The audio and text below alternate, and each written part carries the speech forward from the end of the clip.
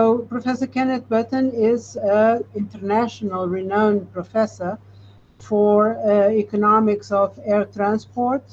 He has been teaching, I would say, all over the world a little bit, although he's based in George Mason University, but he pops in everywhere in the world talking about air transport economics. So it is a big honor to have Professor Button with us today in this very special session, and where he's going to address the challenges and the main issues that are related with the economics of the regulation of air transport, and how things have been evolving, which are the factors influencing, and which are the main challenges coming ahead. So this is one of the most important seminars that we have in AirObs. And so, Professor Ken Button, first of all, our very warm thank you for accepting to be with us today, and for bringing us your lecture on this particular topic. You have a very rich and diversified audience from Europe, from South America, I mean from several parts of the world. So I think the type of audience you are used to have. So without further ado, the floor is yours. And I will come back after your presentation so that we can still discuss a little bit. Right. Well, thank you very much for that kind introduction. And good morning, good afternoon, and good evening to everyone, depending on where you are exactly in the world. I'll give you a bit of background on what I want to talk about. I'm been around a long time, and as you get older, you get invitations to do things. And I was invited earlier this year to write a paper for an economic history journal for next year, looking at the first 125 years of controlled aviation. The first manned flights, human flights, was in 1901, and that was 120, or will be 125 years ago next year. And therefore, I want to look back and look forward at the same time to see what has happened in terms of aviation. And I'll use the word aviation because I do want to talk a little bit about air traffic control, a little bit about airports as well as aeroplanes, which may be a bit unusual. Most people like one or the other, one or the three. And I want to talk particularly about economic regulation, other aspects which are linked into this, but regulation is what I want to talk about. And let me introduce how an economist looks at regulation in 2 or 3 slides. If we can move to the first slide after my own. There are 2 broad views of regulation.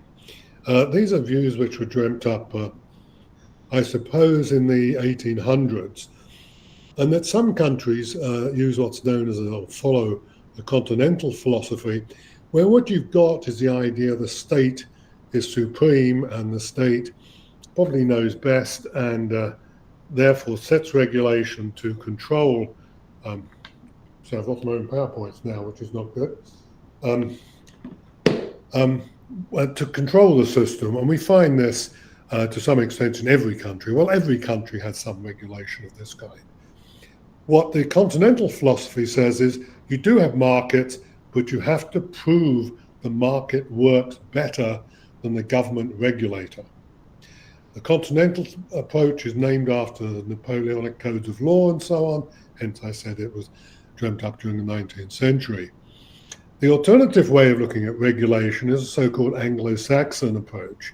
In this, we suppose the market is superior and we only intervene when there are problems. Very much traditional economics, if you've done economics courses with Adam Smith, supply, demand and everything else, and the market takes care of it. But sometimes the market doesn't work and you need to pop in and regulate for safety, for defense, providing large pieces of infrastructure and so on. And what the title of my paper really says or implies is that what we've seen over the last 125 years in regulating aviation is, first of all, there's a rise in regulation. We had a gradual increase in a whole set of regulatory controls right through until the end of the Second World War, really.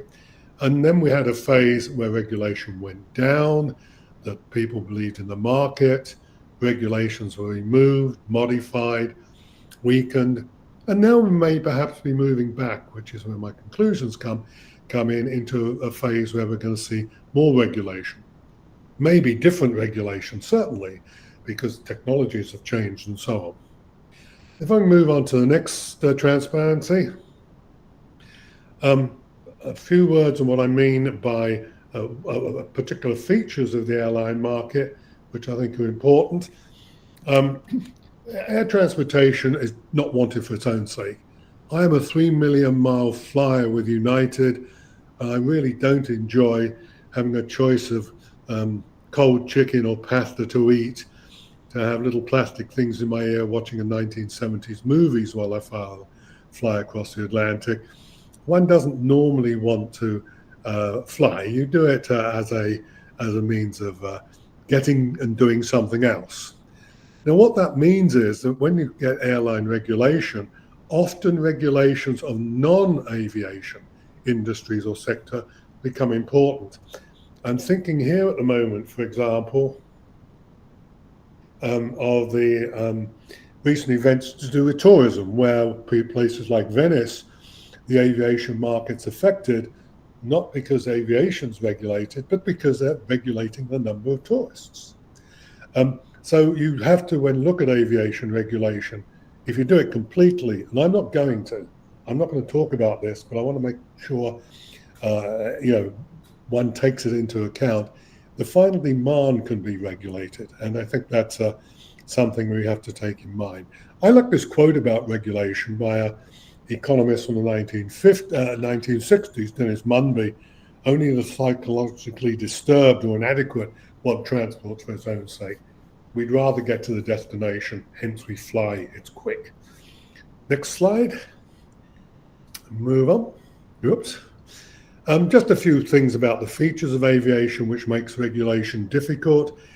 We have scheduled and unscheduled services, so there's two different, very distinct markets which are regulated almost separately, perhaps less so now than they used to be. We got different types of service within scheduled services, full services and low cost, catering for different markets, using different equipment, going to different destinations, and different regulations applied to both, to each. These networks are complicated and they have external effects. By that I mean an airline network doesn't just affect travelers, it affects, for example, economic development. If you have an airline service coming in, the development of that region is enhanced normally, not always. I always cite to my students Mirabel Airport in Canada, which was to be the largest airport in the world and did very little to enhance the local economy. When we also have international affairs and gateways, which we have to take into account. We have to take into account international regulations as well as domestic. And with charter services, these tend to be specialized, seasonal, very erratic. They come and they go. They're often tied in with other activities like hotels these days. There's the supply chain, which incorporates hotels, surface transport, and so on and so forth. So we've got a whole lot of complexities in the industry, which also affect regulation, some of which we take into account and some of which we don't when discussing regulation. I'm going to stick with aviation, as I mentioned just now. Next one, if we can move on. We have, why do we regulate? Very quickly again, an economist view, and I'm running through this quickly, you can read them afterwards. We mainly try and serve the passenger's interest and prevent monopoly. If you have a single carrier, you tend to have a monopoly supplier which pushes up fares. If you like, consumer choice is limited. They can't choose between cheaper fares, different types of service. You have only one product or one supplier. It also regulates to serve the interest of inputs into industry. It protects labor, safety, but also working conditions of labour, flying hours are regulated. The adverse effects of aviation and pollution are regulated. We got standardization, which is important for safety reasons and also for economic efficiency. If you look at the motor car, for example, and this applies now to aviation, the 3 pedals on a car, acceleration, brake, clutch, changing your gear, are now standardized. They were not initially. Now the controls on airlines are not standardized, but very much more of a common nature, which makes it safer, and it also makes it more economic because pilots can change planes easily, and it makes it easier for the air traffic control as well. There are public goods, so aspects to regulation. It gets tied in with defense. No country's aviation policy is isolated from the security of the country. Indeed, in some countries, airlines are largely controlled by the military or the police forces. So it provides public services, and most common of those is it supplements defense. I'm sitting in the United States, and there's the CRAF program here, the Civil Reserve Air Force, whereupon the commercial airlines provide lift capacity to the military or the government when required. And this is quite normal. A large number of the airports are joint military civilian. That's the idea to serve the public interest. We get rid of the bad things, we control the bad things and bring out the good things. Another view which had become pronounced in the 1980s was that regulation is actually designed to benefit airlines, that the airlines like regulation because it protects them from competition, and they don't really like too much competition. So there's a view that a lot of the regulations are designed purely to protect airlines, and they help themselves also through organizations like ICAO. I say it's a view. And the other one is, of course, that the regulators like regulation. It gives them jobs. And at the moment in the United States, there's quite a purge on these things with Mr. Trump running the country. But it has been something which has been looked at and considered for the last 30 or 40 years. It's not simply the upsurge of Trumpism in America. If we can quickly move on, I'll get on to airlines in a second. Next one. Well, has it succeeded? Well, clearly, and just at a quick glance, aviation has grown tremendously. It's highly successful. These are passenger numbers. It shows you some of the crises. It's not a smooth path. The airline industry does go through bumps. There's a bit of turbulence there. But by and large, up until COVID, it's very difficult to say that the package of regulations we have and free market in different countries, they may differ, but overall it's been relatively successful as industries go. A topic under interest at the moment, if you just move on to the next, is what's happened after COVID. And this is projections of what's happening in the various aviation markets. I don't know whether the aviation industry has been successful since the end of the COVID panic and we've started flying again. What we do see is that different areas have grown faster than others. If you look at the time before COVID, most world markets were growing at roughly the same speed and same direction. It then dropped, and we then see quite diverse growth paths. Whether that's simply due to adjustment processes, whether there's a different amount of government intervention, these are issues which people are currently researching. It's something which I think you need at least 7 or 8 years of experience to be able to say that the government policies during COVID and the recovery policies have been successful. I wouldn't make a judgment. I think the work that is being done, and there's quite a lot of it, is premature. So I can't really say whether the new regulatory structures are good or bad. I simply observe the fact the world is slightly different now to before 2019. Right, move on very quickly. I want to get on to the airline, the history bit in a moment. Let's move on one. This is just to also point out, airlines are very different, and it's very difficult to generalize. It's very difficult to generalize about regulation as well, which I'm doing for this history paper. But here, one measure of differential airlines is profitability. You can measure it by size, measure it by route networks, passengers, all sorts of matrix can be used. What we see here is that across European airlines, tremendous difference in profitability. Oddly enough, the pattern is very similar for low cost and regular carriers, the network carriers. The low cost ones are shown here in blue, and the red for brown for the scheduled carriers. And we see the patterns broadly the same. Some are very profitable and some not. But this diversity is quite important when you start talking about regulation, because clearly those at the bottom end of the scale, those which are not making profits, want different forms of regulation because it's easy to blame regulators than those at the top end. So you get different groups of airlines lobbying for regulation, and the perspective on regulation differs between the airlines. Next one, and then slow down a little bit. This is the last of, I think, the important ones I want to talk about, and it is rather important. This is how regulation comes into play. If you look at the screen and look at the right hand of the screen where it says embeddedness and move to the left, they're the time frames we need to look at when it comes to regulation. What are we talking about? Are we talking about regulations passed yesterday? Are we talking about changes in constitutions? Are we talking about changes in consumer protection? I mean, what exactly are we talking about? Well, if you're a political scientist, and I spend a lot of my life with political scientists, they look at this in some detail, not just to do with aviation, with everything, for politics, for military, for efficiency in the system. But what you normally have are different traditions over time. And what you have is these change very slowly.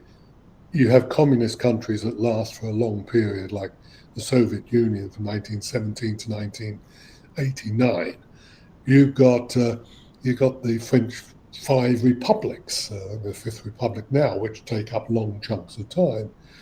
Britain has got a constitutional monarchy with no constitution, so I don't think, no written constitution, so I don't know how we fit into that. But these things are big changes in political attitudes in countries. And why they take place is not my forte. They take place according to political scientists because social trends, it could be new discoveries, or new land discoveries, like the New World was discovered by Europe in 1490s, 92. I'm not dealing with that. The two important ones I'm dealing with are the institutional environment, which is when countries change laws. These are, for example, the Airline Deregulation Act, 1978 in America. These are law changes. And they're the important things, the regulations I'm talking about. But also I'm interested in number 2 here, moving on a bit further. And the law changes about once every decade or so. Again, unless you're in America, where they change every 3 hours, depending on which side of the bed Mr. Trump got out of. But they take about a decade for laws to change significantly. The airline market was fairly fast in changing. If you look at the European Union, when you got to the open skies in Europe, that was a decade or so more. The laws were phased in. That's an important period I want to look at. But the second one, governance, is how you interpret laws. Because you may have laws and regulations, but enforcement's important. How are they enforced? You drive 50 kilometer limit an hour, 50 kilometers an hour. Will the police stop you if you're doing 55? They may or may not. It's how the local police interpret that law. And we find that in aviation, because while you had the Airline Deregulation Act in America in 1978, where they got rid of price controls, market entry controls, the British didn't change the law. They simply changed the interpretation of the existing laws. So I'm dealing with both of these, both the the legal changes and the way they're interpreted. So we got the final one is, by the way, at the final area is simply the market. That's how the airline determines its price or determines its number of seats. I mean, that's sort of determined at the micro level, which is not really regulated that much at the moment. Right, let's move on to the next one and look at aviation. Aviation is mankind flying, but of course we've had aviation for a long time. We've had flight for a long time, and we've had a whole set of markets for a long time providing it. And in particular, we've actually had express aviation for at least 3,200 years. And this is a forerunner of FedEx and was pigeon posts. And it's worthwhile considering, since I'm writing an article that I've got to consider, an article on aviation regulation, how it was regulated in the past. And if we move on to the next slide, we find out that the pigeon post system was actually quite vital. I find very little on this in any of the discussions of regulation. I find very little of it when people talk about aviation and airline markets and air services. But certainly it was used way back over 3,000 years ago in Egypt, and it was used by the government. It was used in particular for economic purposes. It may sound odd, but concerned with flooding the Nile, but if you had a good harvest, your economic prospects for the next 12 months were good. Bad harvest, your prospects were bad. So knowing how well what the floods were like in the Nile, which determined your agricultural output, was essential to the pharaoh to plan his economic system. And he actually used pigeons to get information from across the Egyptian empire about the state of the flooding on the Nile as it came up. The Persians used it for military purposes. The Romans used it for military purposes, including Julius Caesar. The Greeks were extremely modern in the sense they used it for reporting sporting events, something you wouldn't probably think of. But they actually used carrier pigeons, carrier pigeons are the type of pigeon, messenger pigeons, to convey messages regarding the Olympic results. You may think that's trivial, but it actually wasn't, given the competition between the cities. Merchants used it in the Mediterranean regions to buy and sell products, to know what the prices of products were. The Dutch used it to help develop their colonial empire in Asia. The community Java and Sumatra in that area, large amounts of forest, large amounts of water. They used pigeons to convey the information. This is all modern FedEx. Reuters, the news agency now, did it for stock market prices. They linked in actually also with a cable service. These are all, modern systems, and you'll note that they're not all heavily regulated. Certainly some were. The Roman pigeon system was, the Egyptian, but when you get down here, we find markets who are at work. We find they're merchants who are developing these things. They're stockbrokers. The system is partly regulated and partly private sector. And this is something which we have now. We have military activities, but we do have FedEx and UPS and other companies that provide private sector. The Siege of Paris is interesting because that was developed by the government of Paris. They used to send balloons out. People escaped from Paris when it was under siege from the Prussians. And they sent balloons out, and they sent pigeons with the balloons. The pigeons were released when the balloon landed to fly back to tell the Parisians the balloon had got through safely. Why not stick messages on them? And with the advent of microphotography, they managed to put an awful lot of information on one pigeon. They carried 20 little microfilms, each one, and in total during the Siege of Paris, and these were, remember, coming into Paris. These were balloons took the pigeons out, they were then flown back in, they then flew back in, and they carried about 1.5 million words of information into Paris in about 3 months, equivalent of 500 books on these microfilms. So it was an important activity. In the First World War, every British tank had 2 pigeons with a little red or blue band. When it reached its target, the sort of blue band was sent back home. If it got shot up and broke down, the red one was sent out for help. So, these things were widely used. Moving on a little bit more, I'm going to the serious part of the talk now, or the guts of it. What about mankind and flying? Can we flip to the next one? Well, we did have some early flight, which is the history of it. It was pretty primitive. This was often claimed to be the first flight, but unfortunately, the balloon was blown the distance and it couldn't come back. So even the mid-1800s, people were trying to build things to allow man to fly. And they were, in some ways, quite sophisticated, limited by technology. This plane had a steam engine. You can actually see at the bottom. If you look down here, you can see the steam engine at the bottom and an anchor and things, but not successful. The first controlled flight by man was, if we go to the next round, and this becomes into the serious part of the current situation, was in 1901, if we can move on one. This is by Santos Dumont, Alberto Santos Dumont, flying around the Eiffel Tower in 1901. This was a feat. It was the first controlled flight by man. It won him the Deutsche Prize, which is what he's competing for. It was an oblong flight. In a sense, you went in a sort of circle around Paris and had to go around the Eiffel Tower. It had to be done within a certain time, about giving you an average speed of somewhere about 45 kilometers an hour, which is quite fast. I mean, that was no small feat. He went round it. He did it successfully. What we see, he sits in the front. You can see 2 little sort of blobs on the bottom of it, just under. He sat in the front of those. The reason the thing worked, there are 2 particular reasons, unlike the earlier plane. Well, 3 reasons. First of all, he had a petrol engine, which was lighter and didn't demand the same amount of attention. A lot of people were using small steam engines at this time, which were incredibly efficient.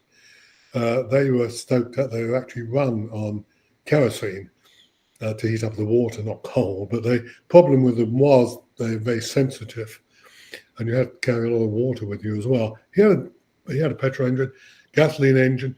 Secondly, he had the fortune to walk through Paris when they were destroying some pianos, and piano wire is very, very strong, and if you bend it in a circle and clip it at the bottom, it stays in that shape. The force is outward. If you use rope, put it in a circle, it collapses. So he used piano wire to structure his aircraft, the balloon, cut the weight by an awful lot, and it stayed stable. Importantly, and I'll come back to this in a second, inside of his balloon, as you probably know, he had a second balloon full of oxygen. And that second balloon inside the main envelope could be moved backwards or forwards. If you moved it backwards, that would push all the hydrogen to the front, and the machine would point upwards and climb. Move it to the back of the plane, if you move it to the back of the plane, the oxygen to the back of the plane, the hydrogen goes to the front and you go up. If you move the oxygen to the front of the plane, the hydrogen goes to the back and you go down. So not only did he have some steering equipment at the back, rudders, he could also maneuver the machine by moving this airbag around inside of it. So he got round and won his prize and became the first person to make a controlled flight. He was a Brazilian and went on also to make the first official flight in a heavier than air aircraft in 1906. This is recorded by the Paris Aerospace Club? Anyway, the Paris Aviation Club, who kept the record, they didn't accept the Wright brothers. But this also led on, his flight also led on to some major policy and regulations. And we can move on to the next one. This was in the same year. It was taken about 3 weeks before he flew around. This is his earlier balloon. The balloon he flew around Paris was called number 6. This was BIS number 5. You can see what happened to it. It crashed in the middle of Paris. It hit the Hotel Trocadero. He had problems with his airbag, believe it or not, and managed to crash into it. But the point about this is, there have been people killed trying to fly before. People in balloons. They got shot down over Paris during the Prussian-Franco War. Glider pilots crashed, leaping off mountains. People with rather bizarre parachutes had jumped off the cliffs and died. But this actually happened in the center of Paris. You had a major aviation incident in the center of Paris in a machine that worked. So regulations gradually came in regarding safety, where you can fly, when you can fly, and so on and so forth. So a lot of the early regulation of aviation was to do with safety. There was no sort of universal body. Often it was done by individual authorities, but safety was a primary concern from the early stages, mainly because he was flying in the middle of a city. The other people trying to fly were usually well outside, and coming down and killing themselves, no one, didn't take it as a public hazard. It was a private hazard. This gets into being a public hazard. This thing crashing in the middle of Paris. If we can move on, it's interesting looking at what then happened. I move forward a little bit. We move really to the events before the First World War were not very important in civil aviation. Safety became important after the First World War in the 1920s. A lot more aircraft, a lot more inexperienced pilots. Pilot training actually was one of the first things which came in under safety rules. But you do see, I've just taken, there's a whole list of these, you can pick them up anywhere on the web. I've just taken a couple of years to illustrate the degrees and types of accidents you got during this period and why the regulatory authorities took action. Now, since they didn't know much about flying, most of those regulations were ex post. You'd have an accident and then they'd go out and say, well, can we do something to prevent the next one? The amount of preemptive initiatives were very, very small. Here we've just seen some, and there are things to note about them. First of all, the diverse range of accidents. There's actually one somewhere in this list where passengers falling out the bottom of a plane caused an accident. They discovered woodworm in the wooden frame of a plane. But here we see a whole set of diverse things: bad weather, bad pilots, wings falling off. And the second thing we see is they're quite small. The number of people killed in an individual accident is small. A lot of accidents, well, quite a few accidents. I mean, aviation wasn't that large, but they are small. We're talking 10, 12, 14, 15 people. Certainly, and even less in most, certainly they made the newspapers, but they weren't the dramatic events we have now. The media had to get to them. They're all over the place. Now, a plane coming down, the media there instantaneously. So although attention was on safety during this period and regulations passed, there's nothing like the public pressure we have now. We don't see many people killed on the ground. Where we do get one, the one which happened actually in the town I was born in England, Shoreham. I was born there. They did actually have, I wasn't around at the time, in 1934, some people on the ground injured. But by and large, these plane crashes were on airfields, which were pretty remote from the towns, but they were nevertheless quite large. The bigger ones were not to do with aircraft, but to do with airships. If you move on to the next slide, this is the Hindenburg crash in 1937. It caused a lot of attention because of the pictures. And there's an interesting story about how these pictures were taken. This is a very famous picture. Clearly, you've probably all seen it many, many times. The guy taking it had his camera and had two frames available. He was holding it at his hip when the thing hit, and he actually took 2 pictures, not even looking through the lens. He took them holding his camera by his side. But the interesting thing about this is it caused a lot of sensation because of the visual nature of it. Aviation regulations on safety are often caused by the sensation. And this is something different, for example, to accident work I've done in roads, where unless you have a really spectacular event, people take little notice. We assume, 10,000 people die a year on the roads. We don't assume that with aviation. So the reactions of the authorities' regulations were very extreme. Interestingly enough, only 35 people died in this. There were nearly 100 people on the Hindenburg. We also had another big. We banned in Britain. I say we, the British, banned development of airships in 1930, 1931, after the R101 went down, where 48 people died out of 54. So less people died in this one. The picture really was, evoked a serious reaction. Can we move on to the next one? What we see now, of course, is it's pretty safe, flying safe. We've had 1 or 2 events recently, but most of the events we've seen, many of the events we've seen, have involved well over 100 people dying.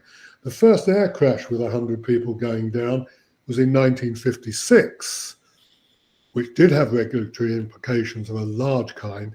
This was when 2 planes crashed over the Grand Canyon, 1956. The United flight and TWA flight, and air traffic control really began in earnest after that accident in 1956. The 2 planes hit each other flying in free airspace. There's no radar there, but literally in the middle of the Grand Canyon, in a huge area, they went bang into each other. Unfortunately, 128 people died. Air traffic control in those days was done by the airlines mainly. The airlines got together and formed an association in America and set up air traffic control systems. The problem with this was the airlines communicated, the pilots communicated with their airline, who then communicated with this cooperative air traffic control system. And these 2 planes over the Grand Canyon, there was some cloud, they didn't see each other. And we actually have a recording, the first recording of one of the planes going down, if you like, a cockpit recorder, although it was recorded by the airline, of the pilots, trying to save the plane. So it was quite an event, but it also had, again, this public image coming out of it, causing the air traffic control systems to be developed, radar to come into play, the rules and regulations of flying were formed up. And of course, all this was done through the ICAO, a lot of it through the ICAO. So it became international standards. Up until this point, internationalization of safety was really not a big thing. After this crash, it was within America, it still brought about changes. Can we move on to the next? Having dealt with safety, let's deal with the role of aviation in the military. Now, these are the Wright brothers. You can see them taking off in 1903. They didn't really report this until 1908, hence there's some doubts over it. And it is questionable whether it was a genuine flight. If you move on to the next, stay with this one, you see a line behind the plane. That is actually this rail on the ground, which is behind the plane, and behind it you see a catapult. And to get the Wright brothers plane into the air in 1903, you had to haul that stone up to the top, drop it. The rope you could see would then pull the plane along that rail to get it in the air. They didn't actually fly properly for another year, getting off the ground themselves. And subsequently, it took them another year to fly in a circle and so on. So they, people claiming to be the early flyers need to look at the detail, perhaps. Let's just move on to the next one. What is important here is the role of the government as a regulator in innovation. Because the early years in America, the government were very important in regulating the industry to shape the form of the aircraft, the operations, and so on. And it's through the military. And the military still do it, and they do it in many countries. And we forget this is regulation. They subsidize research to produce certain types of plane. The Wright brothers only wanted to fly to make money out of a government grant. They weren't, they were doing it for fun as well, I suspect, to some extent. But they basically were interested in a patent and to make money, but also government contracts. And the patent they got was actually for wing warping. One of the brothers went to buy a pair of shoes in a shoe shop in Cleveland, and he got them in a soft wooden box, and he held the corner of the box, and the box warped, twisted, and that's how they got their method of steering, by warping the wings on the plane. And they patented it at that, and that's what they made their money from the private sector. The public sector was through government contracts, and the government contracts were for significant sums of money. They got $30,000 for their first contract, which in those days was an awful lot of cash. And they had to meet certain standards. They had to fly in a figure of 8 with a passenger, and they had to take off and land unassisted, and so on and so forth. And also there's an average speed involved. But the military contracts have been regulating aircraft design ever since. And we forget that. We think about laws and things, but regulation extends beyond that. They also got contracts for pilot training as well. So then the government stipulated what pilots had to do. And it wasn't, the Wright brothers couldn't simply say, well, the pilot, they had to do certain maneuvers and other things as you'd expect a military pilot to do. All right, we can press on.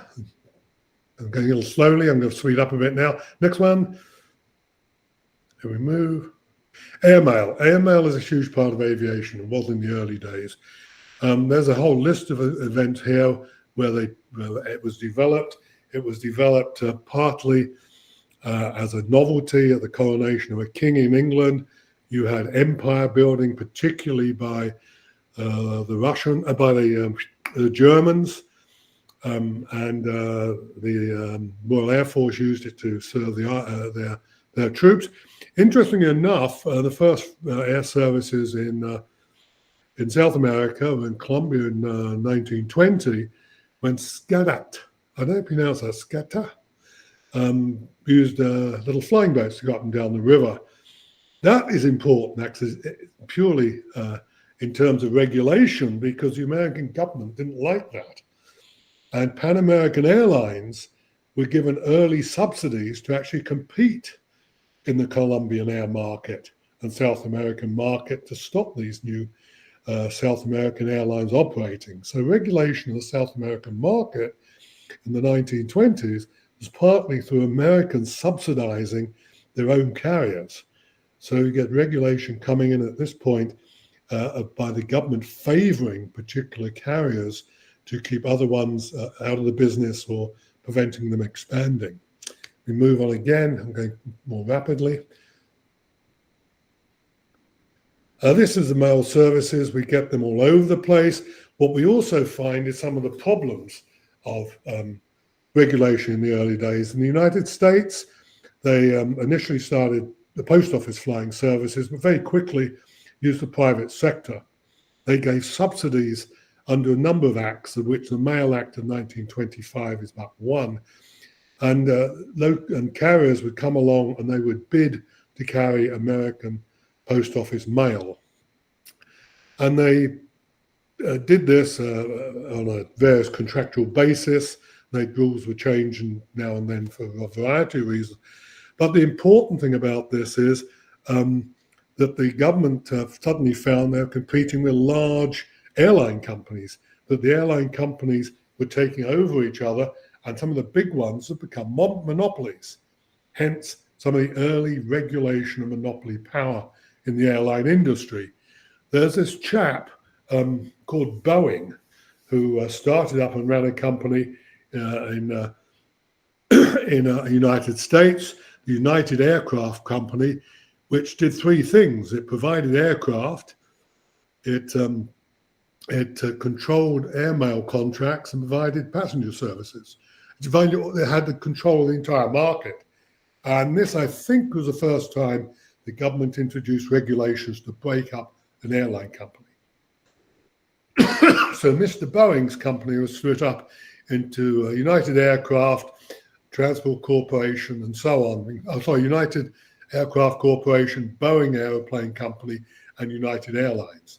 They were broken up by the government. Monopoly regulations were introduced into the airline industry. There's also another problem here, the regulations of subsidies for air services.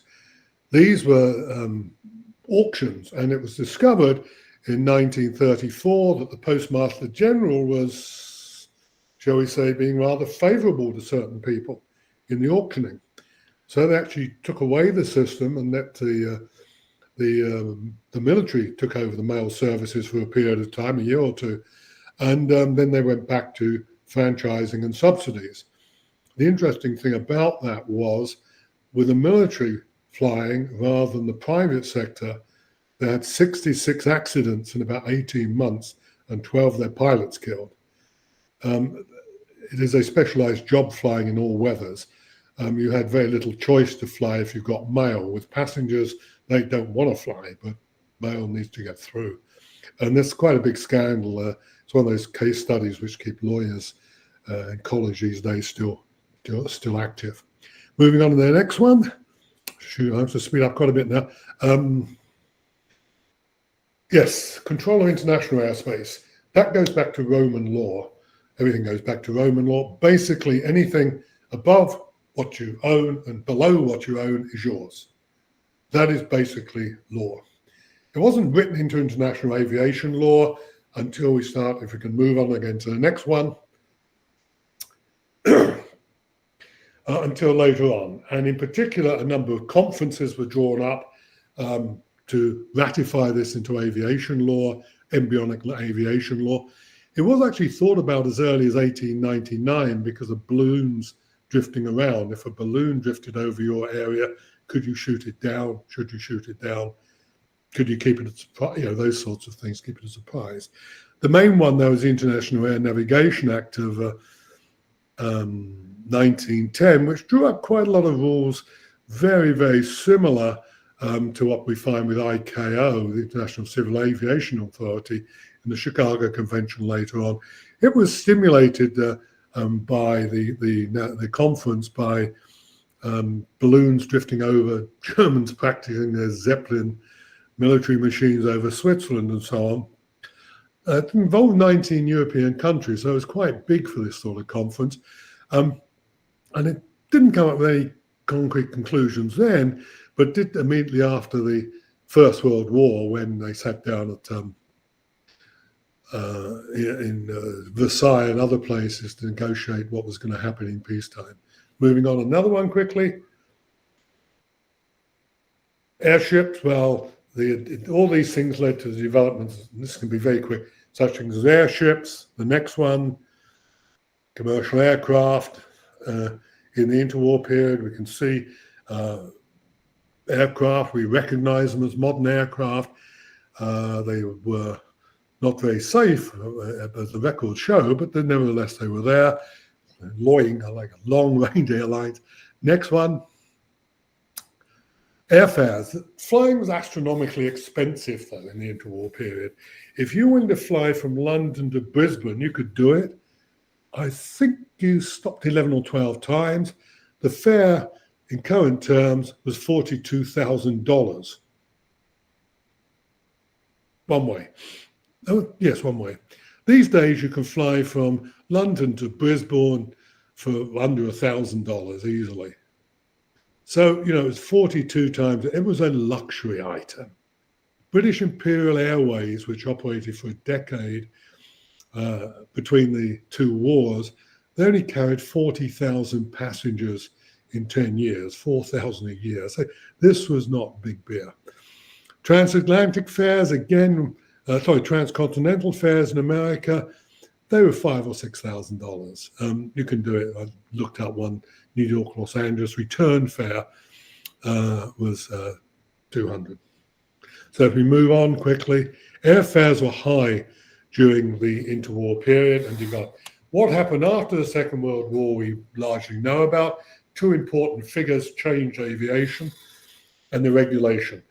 Prior to this, the regulation was a continental system. The government regulated contracts, regulated fares, owned the airlines, owned the airports, owned basically the entire infrastructure except air traffic control, which didn't really exist. But two people afterwards, in the 1970s, Fred Smith, who died 10 days ago, and Alfred Kahn, they were responsible for deregulating and moving into an Anglo-Saxon approach. Of course, there are vehicles for politicians. The politicians had to approve the changes, but these were the two of the major driving forces. FedEx, of course, with Fred Smith and Alfred Kahn. If we move to the next one.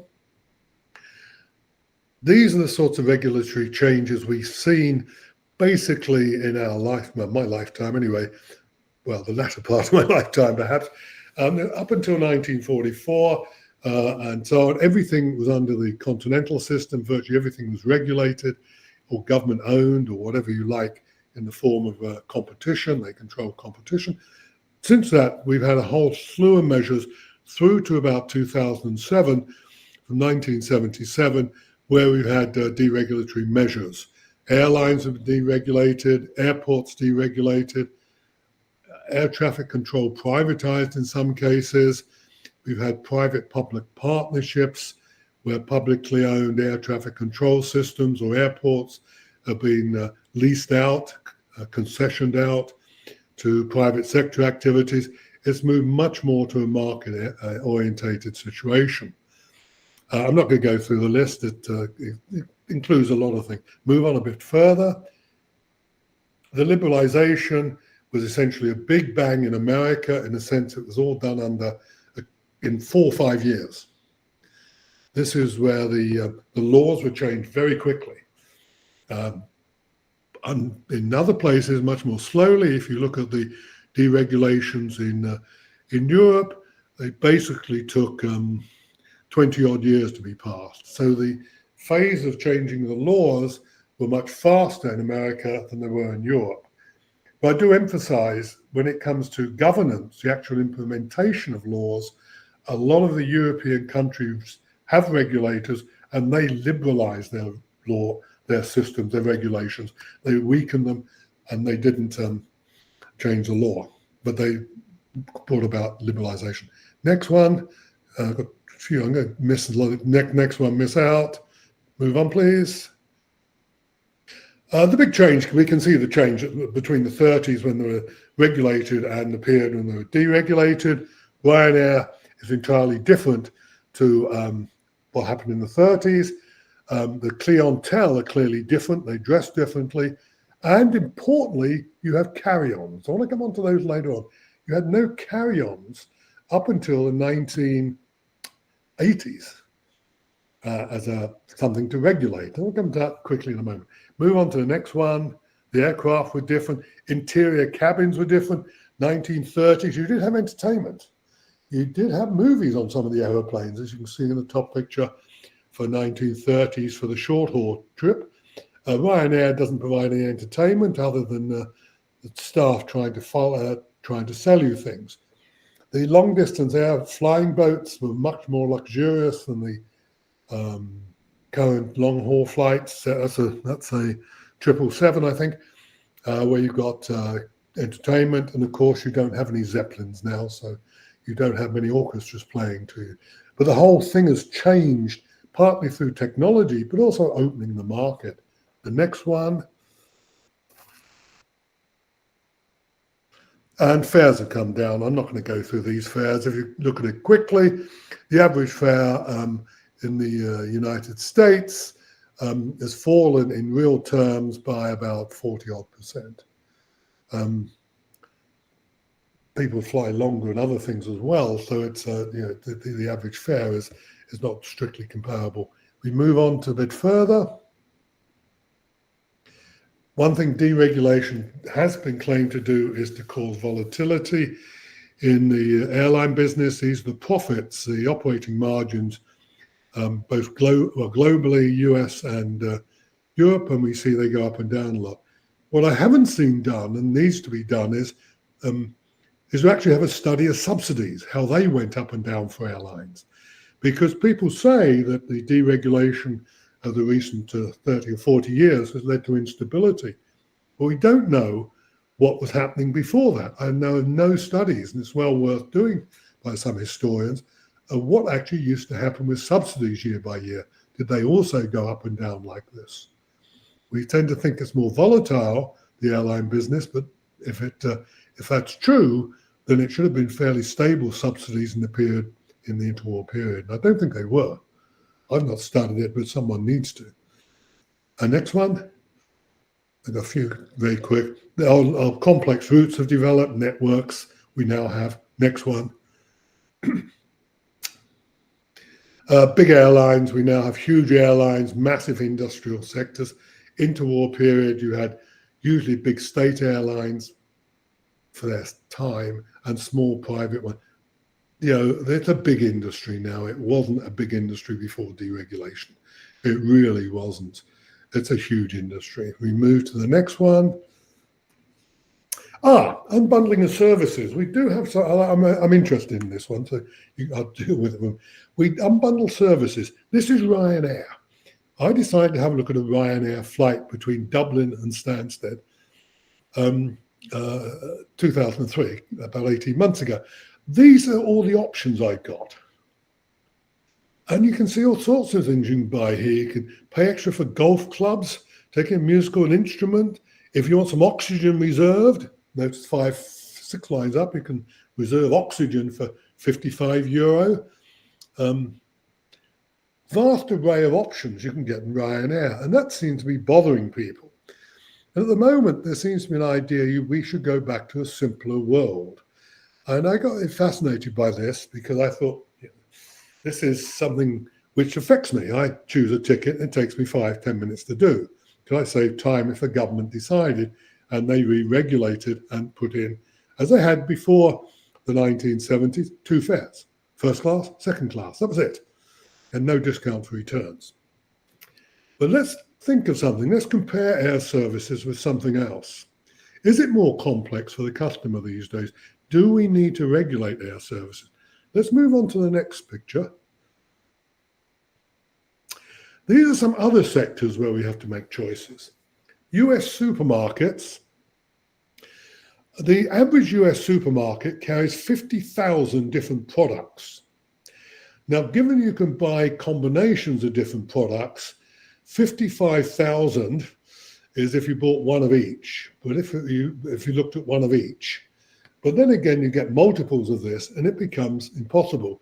The technical term is stock keeping units. It becomes a huge task. You're pushing a trolley around the supermarket to buy them. Half the products are not available, so you have to make a second choice. In many cases, you find that once you bought a product, the complementary product's not available for you. You may want to buy bread and butter, and they don't have the butter, you've got the bread, but you have to take it back. Shopping in a supermarket is a phenomenal intellectual activity. And people do it pushing kids around in trolleys, they do it weekly, daily, on a budget. And they don't know the prices until the end, how much they're going to pay. With airlines, that's different. Also, we've got hardware stores, pharmacies, these are American data, but you go to a pharmacy, they have 18,000 on average different items you could buy. You take combinations of those, it dwarfs any decision you make sitting in front of your screen on a television screen, on a convenience screen, working out an airfare. So why the US government, the European Union, and other people are concerned about information flows, I'm not quite sure. If you can go shopping, you can buy an airline ticket. It's dead easy. If you could just move on quickly, I just want to do a couple of quick ones and I'll finish because I'm running over time. Environment's important now, big issue. The difficulty with the environment is there are so many attributes to it. And we failed miserably to cut down CO2. Aviation has made some token gestures, but really convincing the public of the cost of emissions from aviation is difficult, and to get politicians to push it through is equally hard. But there's all sorts of things. You get lead coming out of the different parts of the plane, noise, there's water contamination for de-icing. There's a whole lot of environmental. If you shift on again, and that's something which we are dealing with, but very slowly and not very well. The next one for regulation, move one, tourism. One of the big problems these days is there's too many people with too much spare time. Believe it or not, that is the problem. And what we see here are these are some of the beaches around the world and other sites. The bottom left one is, believe it or not, Brighton Beach in England. So despite complaints about English weather, large numbers of people seem to go to the Brighton Beach and other beaches in England, but we can see the beaches. All the tourist sites are crowded. We have religious tourism as well. Now, this is something which has all grown through aviation. Sure, people went to tourists before, and a lot of religious tourists, but aviation has been the main issue here. And this is an external cost. It's not something which I think you can regulate directly through aviation, but the authorities themselves have to control it. And we're seeing more and more regulation of this kind in terms of taxes, in terms of limiting the number of flights and so on by the authorities. This is often indirect regulation of aviation, but something which is going to grow. We've also seen it with cargo, too much cargo going into some places, and places like Amsterdam have regulated what can fly in and what can fly out. This is not regulation of aeroplanes. This is regulation of another industry which uses aviation. And this is something which I think is going to inevitably grow over the next 10 or 12 years, next 20 years. If we move on to the next one, I'm past my time. They're just figures they're about carbon emissions from aircraft. Next one. That's the amount of traffic now going for tourism. You can see aviation accounts for 60% of tourism. That's why it is a problem. And inevitably, tourism is going to be regulated. Next one. Low-cost carriers, they've grown. They're going to pose challenges in third world countries more than the developed world. They're being handled at the moment. The low-cost carriers morphing with scheduled carriers, and the distinction is a difficult one. But they do get a certain amount of attention by regulators, but it's very difficult to separate out what a low-cost carrier is these days. I wrote a paper some years ago called Is a Low-Cost Carrier a Failed Business Model? It basically is. The initial low-cost carriers are not what we have now. We have planes which have all sorts of seating arrangements, and it's morphed. And that's a difficult thing to regulate. Next one, airport delays. What do we do about those? Well, the problem with a lot of airports around the world is they're very heavily regulated, and in particular in countries like America, they don't have very useful controls over the use of the facilities.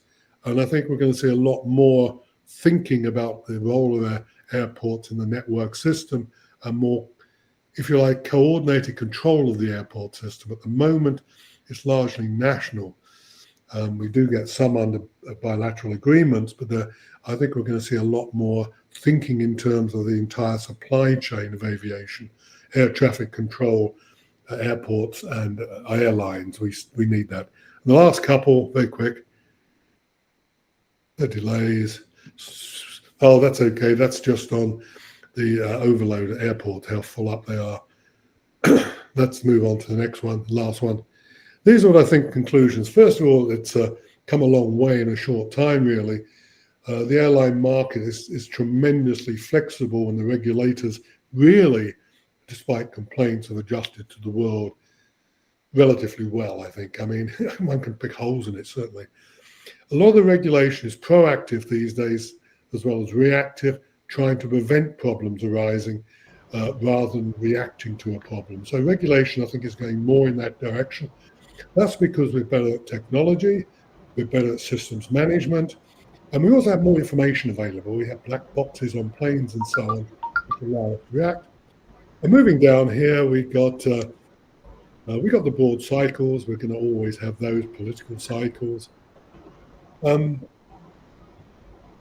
real issue, though, is that we still don't understand a lot of the economic implications of regulation. We still treat it as a technical issue, whereas a lot of activities in aviation involve economics, choices people have to make. And these choices go beyond technology. Are we willing to have the faster services, more noise, or not? So I think we need to get more economics into it. I'd say that's what I do. Right, well, that's me. I'm a bit longer than I thought I'd be. Too many PowerPoints. I always believe in having no more than 30, but went over the top there. Thank you. Thank you, Ken. Thank you very much for your inspiring presentation. Well, I think that one of the things that's quite visible from your overview of regulation is that so far, or in this process, regulation, as you have concluded, has been more proactive than reactive. And this is quite true. There was a sort of a roadmap towards deregulation, towards liberalization, in the belief that this would benefit the consumer, that would generate, in economic terms, better consumer surplus or bigger consumer surplus. But in the coming years, and even now, what we see is that we have several agents in the field. We have one agent that is the cash cow, that is the airports. So airports produce outstanding profits. Airlines pay almost everything. They are the payers of everything, and they tend to unbundle and bundle and bundle so that they can increase their margin. So the king of unbundling are the low cost, of course. But as you say, most companies today are hybrid.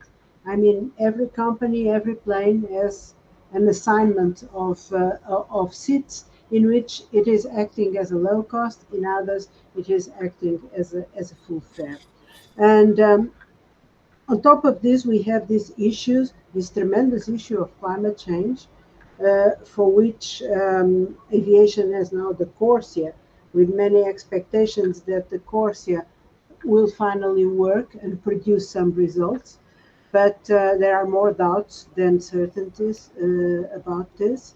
And in fact, it seems to me, and this is a rather provocative question, it seems to me that up to now, regulation has been proactive and vertical.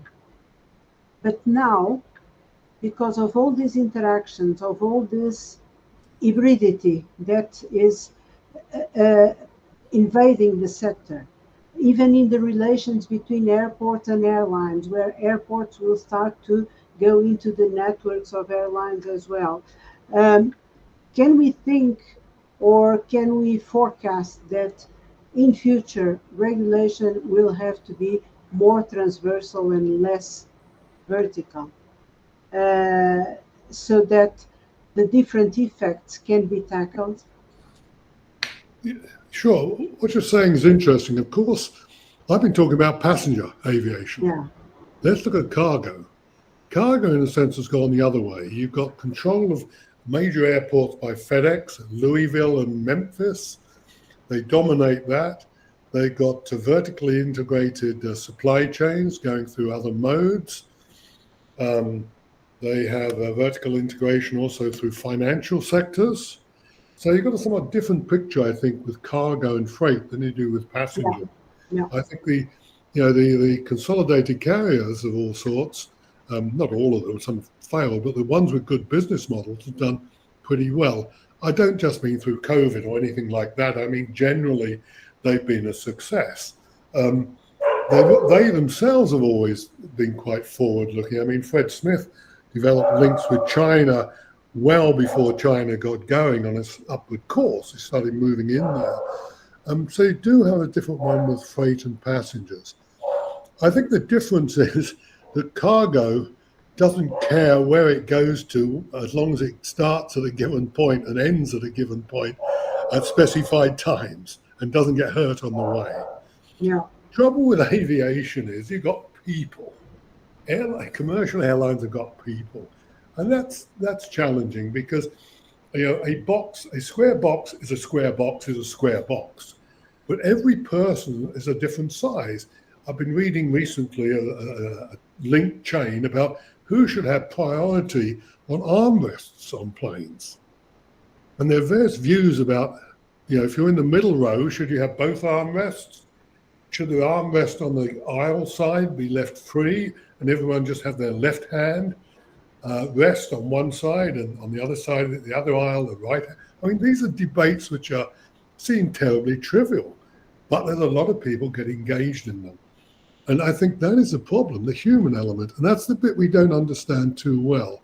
We understand it better than we used to. And certainly the low-cost carriers understand it very well. They understand what people want. They understand that people going on Ryanair want a dazzling yellow piece of plastic in front of them, want people coming along with gambling tickets down the middle. There are people that want that, and they're quite good at doing it. The question is, should you regulate that? Should you regulate diversity? Because once you start doing that, you get boundaries between different markets. Mm-hmm. And is it the airline's job or the consumer's job to define those boundaries? Or is it the government's job? Was the government right in America before 1978 to have first-class fares and have coach fares at half that price? That's no choice. It's easy. Cost you a lot of money, but an easy choice. And I think that's the difficulty we have to handle now in regulation. We're getting down to the minute things in a very complex industry. Yeah, and very often dealing with topics which are not absolutely within the borders of the air transport regulation, but they are cross-bordering with other sectors. For example, in Europe, one phenomenon that has already some years is that all over Europe you see airplanes of freight that are coming by road. Which is a strange phenomenon. They have couches instead of wings, but they are still airplanes in the statistics, and this, of course, has consequences in terms even of control and knowing what is the real dimension of the market. But sorry to interrupt you, Rosário. There, when I was a student, all the air cargo in Britain was carried by road. Yeah. No, that's a long time ago. It's not new. Yeah, the only thing is now they call it airplanes still. Well, it's an airway. It's on an airway ticket, so it's ticketed now. Yeah, absolutely. And now we have also another issue, which before there are questions from the floor also, but before passing to the floor, I just want to call the attention for other issue. That is the fact that we have popping up nucleus of war in several places of the world. And of course, inevitably, this is going to increase the costs of air transport. And again, the costs for the airlines, not for the airports, but mostly for the airlines. Yeah. And inevitably, this is going to affect the value of the end product for the clients. That's true. I mean, was it yesterday or the day before? I was looking through a picture in a newspaper just showing flight paths now with what's going on in the Middle East. There's a whole ring where you have no commercial flights now. Yeah. And that impacts, it certainly impacts on passengers, but also cargo. Yes. It really does. Yes, because routes are becoming longer, but even without counting with that extension, even the basic inputs like the fuel, etc., it's becoming more expensive, even if that is somehow or partially artificial. But it is again a situation that is going to deepen the gap between the economic situation of airlines and airports, which means that there will have to be soon, I think, some movement between the airlines and the airports, almost inevitably. Could I just add something there? You talk about airports, but airports do differ. I mean, most airports in the United States are owned by local authorities or port authorities. There's one exception, I think, and I can never remember which one it is. And the question there is much less, I think, about the charges they levy, because they're usually not for profits. They're usually cost recovery type models they use. The difficulty there is efficiency and getting maximum use out of the airports, and by that I also mean maximum scheduling as well as runway apron capacity. So I think there are different problems in different places with airports. And also the first point you made is all to do with this dual market, where the airports actually want people to stay in the airport to spend money on the duty free, and the cafes and that these days, since you don't get fed on planes, and the airlines who want maximum throughput. I mean, there's a natural conflict in there in terms of dual markets. Yeah, even because airports have several sources of revenue and airlines don't, even if they start playing lotteries on board, but the level of revenues is much more limited. Just add one final thing. You talk about the airline fares being high. One reason is a lot of countries which have tourism use the airline as a method of collecting a tourist tax. Yeah. Because you've got to fly in, they can charge a tax. It's cheaper than them administering a separate tourist tax. And you find that in a lot of countries. Okay, Evander, I think we have a question from Fabiana, at least, right? That's correct. Can we see it? Okay, or can you please transmit that question? Yes, sure. So there are two questions from Fabiana Peixoto. The first one is, what are the potential effects of the current trend toward fragmentation, selective deglobalization, and intensifying geopolitical tensions?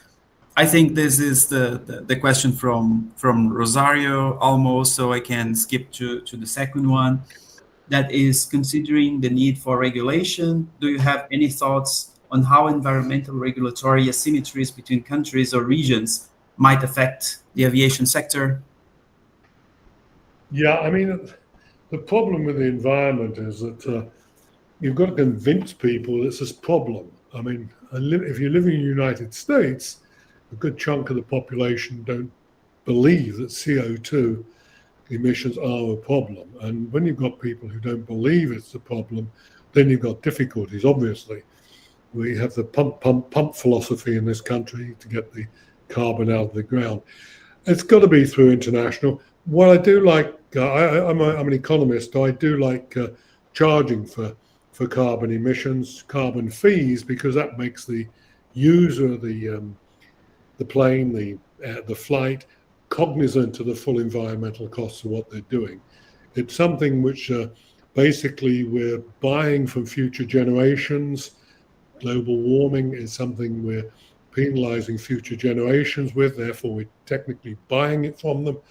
Therefore, pricing is sensible to me, and carbon trading and carbon pricing seem to be the obvious thing you can use internationally. Once you get into international agreements on things, including these ones by ICAO and so on, they're so easy to get around, so easy to manipulate. Prices are much more difficult to hide. Let's not be honest, they're not perfect. One does find people do hide things, but I do think that is the way forward. I'm old-fashioned, and I'm an economist, so I have particular views. Yeah. More questions? There's one final question from Nahuel Morandi from Argentina. that is, Argentina is one of the most important markets for Brazilian airlines, but is out of CORSIA. What could happen in 2027 when Brazil Airlines will have to start to buy carbon bonds? I've no idea. I think that's a combined commercial political decision. I mean, this is the trouble with these bonds. They have to be bought and sold, and I'm not quite sure what you're buying and selling with them, to be honest with you. You know, that's the difficulty, but that is negotiations. If Argentina's outside the system, then you have a problem. Presumably, you could do it. You could tackle it in different ways. I'm surprised that the great thinkers in Montreal haven't thought of a way around this, but one could have it with Brazil being responsible. Because it's technically, you know, their responsibility. If they want to join up with someone, that would encourage other countries to join. If you say, you know, if you're a member and you're linked with someone else, you have to pay their burden. Not a popular thing in Argentina, I would think, but it's one thing which would bring about some reaction from the authorities in Montreal. I think the whole system is badly thought out. A political compromise and things like this are going to occur, as well as a lot of other things. It's a lack of willingness. I would say that what you've got to do is stimulate change. And modern aircraft gain in the fuel efficiency by about 1.5% a year. The trouble is we keep planes longer, which is one thing. So a lot of old planes out there, and there are ways you can incentivize modernization and that in the fleet. But I think you're a problem there without outliers.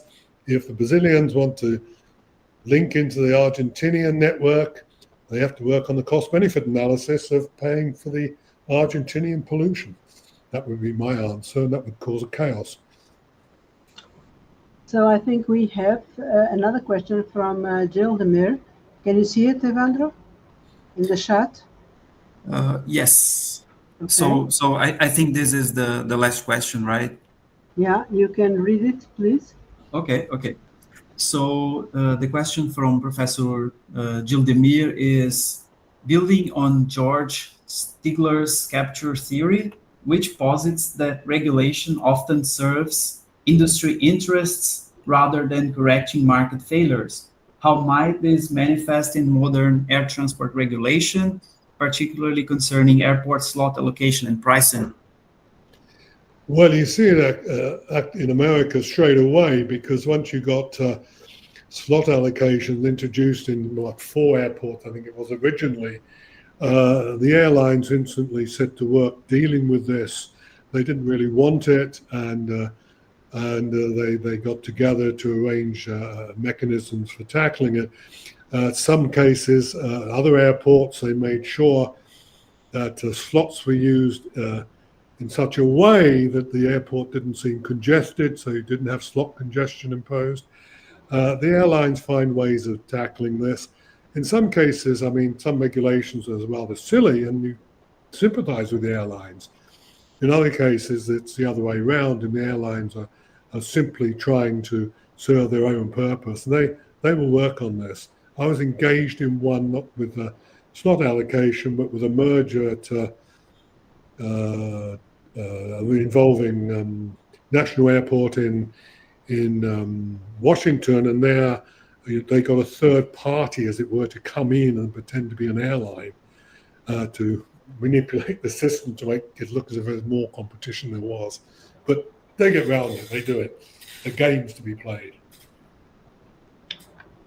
Well, I think that one conclusion, and let me know if you agree with me, Ken, is that the future of regulation is going to be different from what we have seen it until today. And we need most probably more transversality, more articulation between sectors, and even and in what concerns the climate change issues, we need to take into account that there is a constant game of power between the countries of developed world, developing world, and that is preventing all the schemes that have been adopted until now from being evenly accepted and implemented. And I think regulation has to understand that we have to change maybe the way of action, and insisting will not lead to any successful future, most probably. Yeah, I mean, that's right. You've got to remember, this is not just aviation it's occurring. Look at what's going on with international trade regulation and things like that, which is a much bigger order of magnitude, a much more important thing. We tend to like aeroplanes and talk about them and study them. But to be honest, compared to world trade matters and trade negotiations, it's rather a small issue. And I think there's a general movement away from free markets. And if you do that, you've got to start thinking about an efficient way of handling it. And this involves the modern approach of supply chains. If you go back and think about aviation, think about trade, we didn't think in terms of supply chains. We thought about commodities, firms, sectors, countries. Supply chains are now global. And that is perhaps a way of looking at it, regulation of different supply chains. Okay, no further questions. So we have already 1.5 hours of talk. So, and we have to thank Professor Ken Button for his availability of being with us.